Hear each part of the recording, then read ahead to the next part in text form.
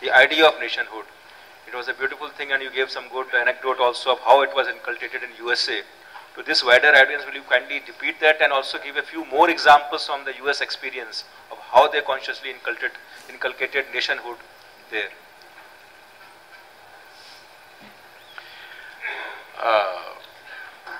When we talked about nationality, we as Indians, how do we preserve our nationality and our culture? And you gave us a beautiful thing saying, in America the Italians were raiding the entire country and they thought it will become not little Italy moving into a large Africa. See, we need to understand this. Nation doesn't come from somewhere. Nation is an idea that we have to implant in all the people who live in this nation. As I said earlier, our idea of nationhood is not new like other countries. Our idea of nationhood goes back to thousands of years. Though politically we were administered by different forces, still this was Bharatvarsha. So it should be so much easier for us to do this than any other country. I took the example of United States because it was a newly crafted country. Nobody went there to build a nation. People went there looking for their own personal whatever. It's like a fortune hunting, like bounty hunters. They went there, trying to take land, trying to take the game, trying to take whatever gold or whatever was there. It is only much later when the number of people grew and it grew to a certain level of chaos that a few people decided, let's make a nation out of this. When they decided, they went about it so systematically. I have immense respect for the founding fathers of United States because the clarity with which they thought that in 100 years where we will be, in 200 years where we will be, what is the resources we have and what can we build out of this, where do we have to get from what, which part of the world. How they looked at it 200 years ago is amazing and it's fantastic. That is how nation building should happen. They may look little cruel and unreasonable for others, but they are committed to their nation, which is what every nation has to do till we come to a point where we can dissolve the national boundaries and embrace the global population as one identity, which is not nearby. Let's not be in hallucinatory states. It's our dream someday to see that national boundaries do not restrict us. But right now the thing is, you are looking at this as a more effective way of working. People keep on asking me, Sadhguru, why have you limited your work to Tamil Nadu? Why don't you do it in Karnataka, Andhra Pradesh? I say I put the geographical limit not because there's some… I don't like people of Karnataka or Andhra Pradesh. To be effective, you have to put some kind of boundaries, otherwise you'll dissipate yourself, because life is just a certain amount of time and energy, and how much you can do in a limited amount of time is the thing. So that is the idea of forming a nation, so that we can aim at… Right now you're asking for a separate state. Why? Because you feel a large state, people are not paying enough attention to you. You believe that if it's a smaller state, you would get better attention, isn't it? So that's the idea of forming a nation, not to divide the world into pieces as we have done today. So essentially, nation is an idea which needs to be implanted in people's mind, which has been implanted in our hearts for a long time, but not in our minds. We feel Indian, but we don't think Indian. So how United States went about doing, there's so many things. If you read the history of how United States was formed, it's amazing. The clarity of thought that they had to create the nation is really amazing, and it is something that our leaders should read. It's very, very important, because they crafted a nation out of nothing. There was no common identity, there was no nothing, all kinds of people. They put all these people together and implanted that.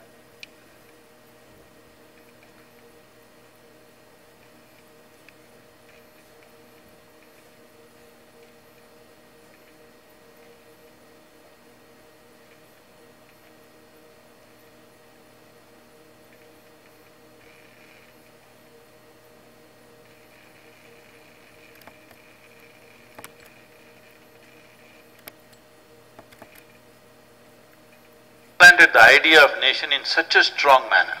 I was just giving them an example. In early 1900s or 20th century, when lot of European immigrants moved, they wanted people. So if they wanted a certain sex, see, they have done that with Indians also. When they needed doctors, they took Indians. Now they don't need no doctors, they blocked it. Now they again need software engineers, they opened. They've always been like this. They're taking in the kind of people that they want. Now they need labor, they're taking Mexicans. So whatever they needed for their nation, for that they opened the doors. At that time they thought if Italian population comes in big way, it will open up various creative processes, and mainly most of the Italians went as bread makers, bakeries. They set up bakeries across United States because in America there was no food as such. I'm saying when I say no food, there is no certain style of making food. Just fry the meat and eat it because steak is the only American food, okay. There is no other food, everything else has come different places, and Italy has a big impact, so they wanted bread makers and others, so they invited Italians to come. Large number of Italians moved. When they moved there, they saw these people had such a distinct culture, they would never become a part of the nation. So they created various things, what the Italians should do. First thing, everybody must learn English. After you land there, within 6 months, every Italian must know how to converse in English. This was compulsory. You have to learn English language. You may speak Italian at home, once you step out on the street, you have to speak English. No speaking Italian in public. They actually banned it, forcefully. It looks fascist, but this is nation building. They went to such extent, they printed posters that every Italian home should have in the kitchen 10 points that an Italian housewife should know as to how to serve an American breakfast. She can cook whatever Italian things she wants, but one item should be American. In your home, they're deciding what you should eat. They took such elaborate care, and within one generation, everybody says, I'm American. He doesn't say, I'm Italian. But in this country, we did not make that effort to imprint that idea of India in our minds. People still identify with their caste, with their creed, with their religion, more than being the nationhood of who we are. If we do not identify with the nation, then working together and working towards a common goal will not exist in our minds. That's what is happening in this country right now. And that nation building in human minds and hearts needs to happen. It can be very easily done. All you have to do is include one small chapter in the school. From first standard to 10th standard, every year they're reading 10 pages of something about what it means to be an Indian. That's all it takes. We have not done that. And our history books are replete with shame. Why I'm saying this is, you only read about all the wrong things that have happened to us. How we were invaded, how we were conquered, what was done. I was talking to the education minister in Tamil Nadu, and I told him, I had just visited Cambodia. 1,000 years ago, Tamil kings went to Cambodia and built one of the most magnificent architecture that the world has ever seen. The largest building, the largest religious building on the planet is Angkor Thom and Angkor Wat. It is something that as a human being, if you ever go there, you will feel proud being human, because what's been done with stone is unbelievable. Unbelievable, it's a place everybody must visit.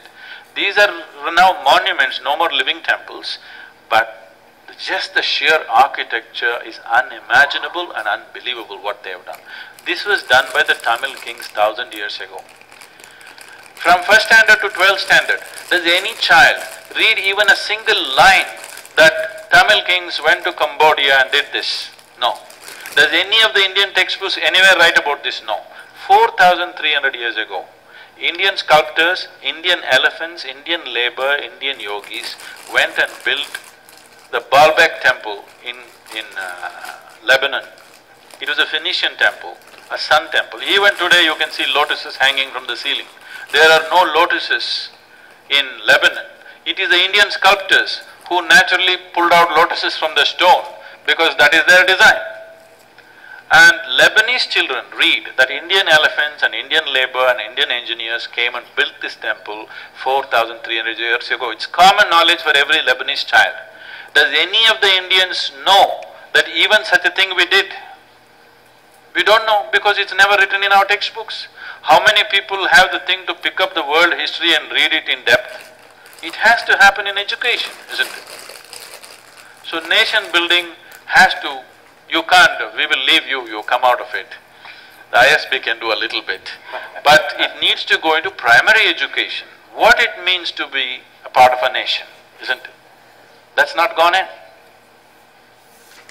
think it's a very wonderful thing that we all as Indians should get this sense into us.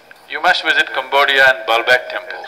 You will feel proud of being human because 4,300 years ago, they carried granite from Syria to Lebanon on top of a mountain.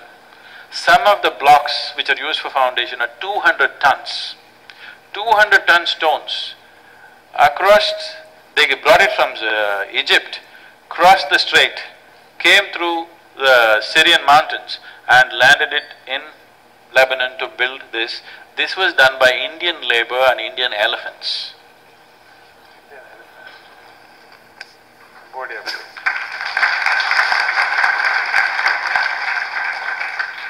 With your blessings, we'll build a hospital in Cambodia.